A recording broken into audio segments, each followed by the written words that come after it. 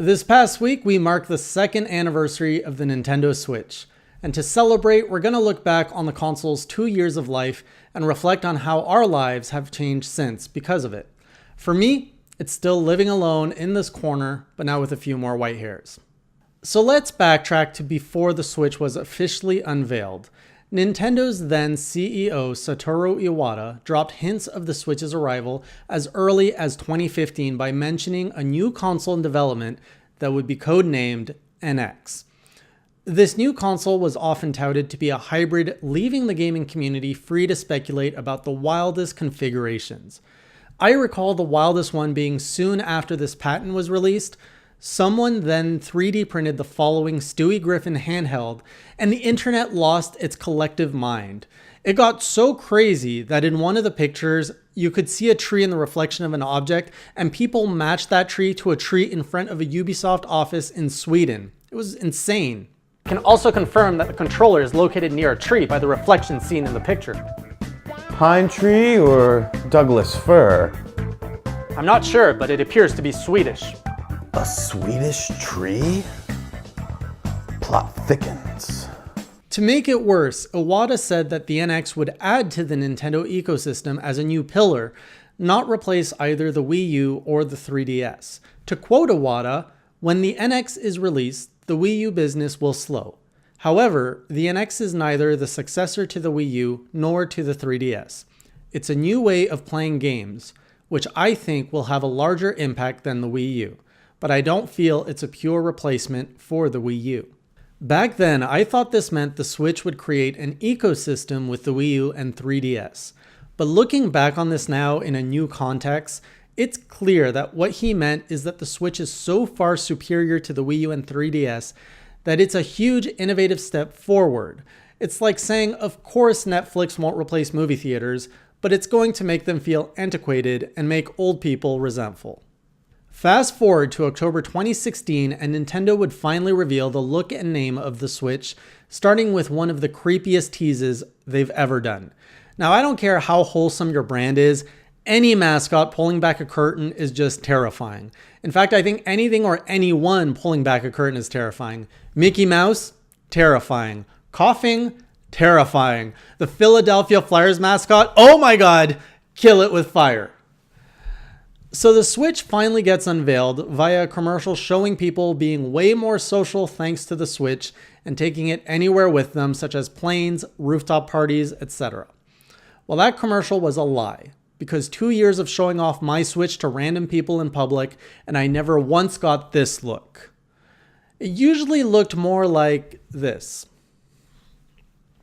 The commercial ended with the promise of Nintendo embracing the world of esports and filling stadiums with their tournaments.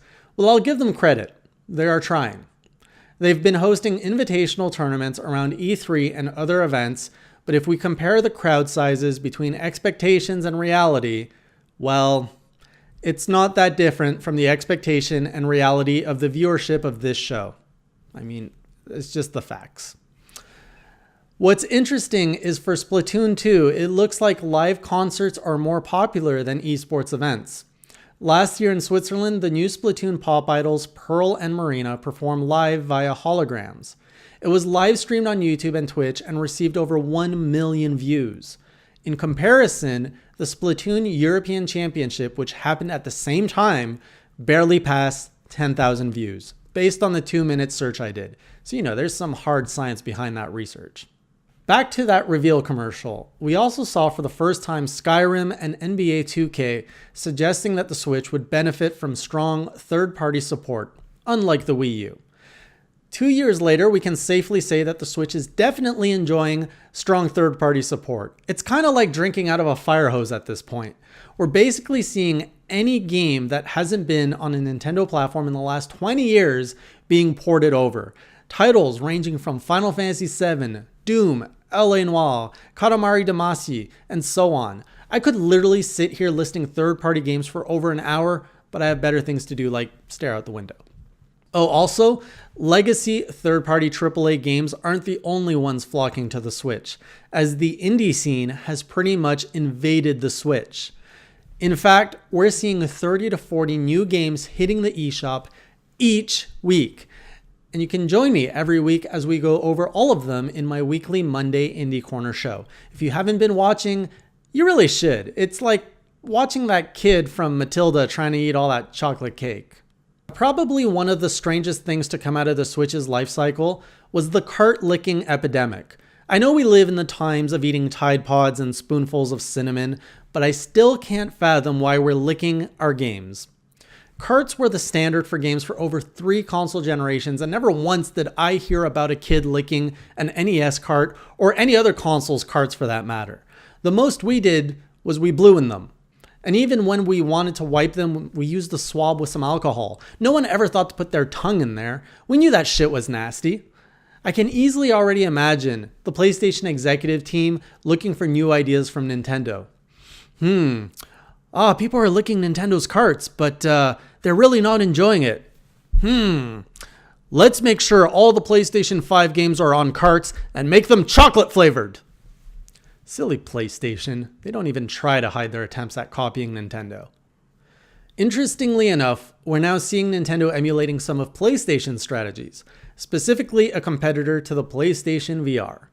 Just this week, they announced the Nintendo VR kit offered exclusively through their Nintendo Labo brand, which is geared towards a younger demographic. Nintendo Labo has kind of become a graveyard for Nintendo's one-off or just bad ideas. The steering wheel, which once would have come with Mario Kart, now Nintendo Labo. The Wii U's Project Robot game, now Nintendo Labo. The entirety of VR, now Nintendo Labo. How appropriate that Nintendo Labo is made of cardboard. Many argued that anything made of cardboard doesn't last more than a few weeks. Well, that's already longer than the entertainment value of some of these game ideas. Next up, let's take a look at the Switch's first-party library in the past 2 years. Year 1 kicked off really strong, with Zelda leading the fray, followed by almost a monthly release of new major franchises such as Mario Kart, Splatoon, Mario Odyssey, and Xenoblade. Year 2 maintained that momentum by filling out the lineup with Wii U ports and other new entries to key franchises such as Kirby, Donkey Kong, Mario Tennis, Mario Party, Pokemon, and of course, Smash Bros. And the setup for Year 3 is looking to take that momentum and ramp it up again with new entries to Fire Emblem, Pokemon, Yoshi, Mario Maker, Bayonetta, Luigi's Mansion, Animal Crossing, and again, Zelda. Personally, I can't recall the last time we saw Nintendo firing on all cylinders at this level of intensity. The Switch was essentially to the Wii U what a Super Saiyan is compared to an average Saiyan, and each subsequent year is like the Switch achieving Super Saiyan 2 and so on. Yes, I'm suggesting that the Switch will eventually attain the level of a god. In video game speak, of course. And taking this analogy further, if the rumors of Microsoft and Nintendo partnering up is true, I guess that would be like a fusion in Dragon Ball, right? Lastly, we can't talk about the Switch's second birthday without talking about one of its biggest Year 2 milestones, the Nintendo Switch Online service. This is essentially the toddler's version of a gaming online subscription. At its base, it has all the features an online subscription model should have, but that's like saying a toy kitchen set has all the plastic tools you need. Well, yes, but you can't actually cook good food with it. The long-awaited service brought an end to playing Nintendo's first-party games online for free, such as Mario Kart, Splatoon, and Smash. Unfortunately, it seems the low cost of the service at $20 for the year wasn't enough to upgrade the Nintendo servers, as playing Smash with more than 2 players introduces a ton of lag, making matches near unplayable. Other neat features include the NES Online Catalog, offering the nostalgic library to all members in both its original form and sometimes in some new special form. The service also introduced online play to some of these classic titles. It's a great way to dive into Nintendo's history and see just how far these franchises and gaming as a whole has come. For example, upon seeing Ninja Gaiden was a playable title, I picked it up and I played it a whole 5 minutes before the trauma washed over me again and I had to turn the game off. I am never playing that game again. It's ridiculously hard. Old games aside, the service also introduced cloud save data, which also serves as an introduction to insurance for kids. Finally, it also came along with a new smartphone app that, get this, it lets you use your phone to talk to people with your voice. It's crazy, isn't it? Overall, the service was received to lukewarm reception. The service felt like it took away more than it gave by removing the free online play feature for access to a dusty old game library. It's like if someone took away your car and gave you a bunch of their old socks to make you feel good about the whole thing, you know? Luckily, the price for an annual subscription is so low, the negative aspects of the service make it easier to brush off. At launch, it was announced that there would be special offers available to members of the Switch Online subscription, and the first major one hit in February with Tetris 99 for free, a game that easily washed away all the negative criticism of the online service. It also managed to convert any last gamer that was avoiding the Battle Royale genre until now. As someone who covered the Wii U throughout its lifespan and was one of the few champions for the console, it feels weird to be a fan of a widely popular console. When the Switch launched, you could feel a whole new energy fill the Nintendo community. Headlines were filled with mostly positive news. People were enjoying the ability to play with their console at home, abroad, or even with anyone they encountered thanks to two controllers right on the console. Even long-standing PC players were drawn to the HD quality mobile experience the console offered. 2 years later, is it everything we hoped for? Of course not. Because we as a community have very high standards. They're high because we're passionate about our games, our industry, and believe that they can do everything we hope for. While games are made by companies that need to be strategic and turn profits, they're also made by people who love games as much as we do. The Switch still has plenty of room to grow, and it's entering its third year with a lot to look forward to. Myself, I look forward to many more experiences to come, and sharing those experiences alongside with you through this channel. So one last time, Switch, I wish you a happy second birthday, and I'll see you all on the next episode. Until then, keep it classy.